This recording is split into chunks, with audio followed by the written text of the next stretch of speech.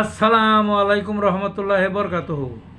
তে বন্ধুগণ, আশা করি আল্লাহ পাকের রসিম রহমতে সকলেই সহি সালামত আছেন।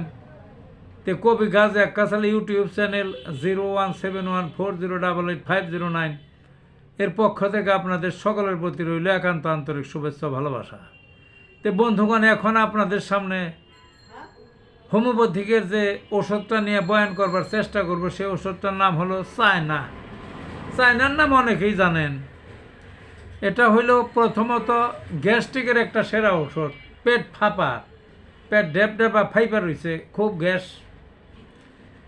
অন্যান্য ক্ষেত্রে দেখা যায় ওষুধের ক্ষেত্রে যে ওই গ্যাস্ট্রিকের রোগ অর্থাৎ পেট ফাইপা রয়েছে, এটা যদি একটু পায়খানা করে বা একটু বমি করে বা একটু ঊর্ধ্বগামী বা নিম্নগামী যদি একটু ওই গ্যাস ছাড়ে, তাইলে কিন্তু পেটটা একটু পাতলা হয়, একটু আরাম বোধ হয়। কিন্তু চায়নার বিপরীত, চায়না পেট তো পাতলা হবেই না, ফাঁপা তো দূর যাবেই না, আরও একটু বাইরে যায় বা ওই রকমই থাকে কমপক্ষে।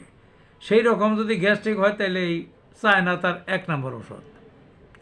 অভুক্ত দ্রব্য অর্থাৎ হজম হয় নাই, অভুক্ত দ্রব্য বমির সাথে পড়ে বা পায়খানার সাথে পড়ে, এই রকম যদি হয়, তাহলে চায়না তার জন্যে ওই নির্দিষ্ট ওষুধ।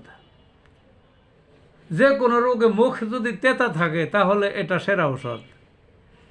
কম্পন জ্বর, পালা জ্বর, তারপর ওই যে জ্বর, ওই ম্যালেরিয়া জ্বর, কম্পন জ্বর, পালা জ্বর, ম্যালেরিয়া জ্বর, দীর্ঘকালীন জ্বর, এর মধ্যে এই চায়না খুব কাজ করে। রাতকানা রোগ যদি হয়, চায়না খাওয়াবেন, রাতকানা রোগ সারবে। পিত্তপাথরির এটা একটা সেরা ঔষধ। কারো যদি রোগ ভোগে দুর্বল হইয়া, মানে খুব দুর্বল হইয়া, তখন ওই হয়, ওই যে ওই শোতের ব্যারাম হয়, অর্থাৎ পানি হয় শরীরে, সেই ক্ষেত্রে চায়না খাওয়াইলে এটা ভালো হবেই হবে।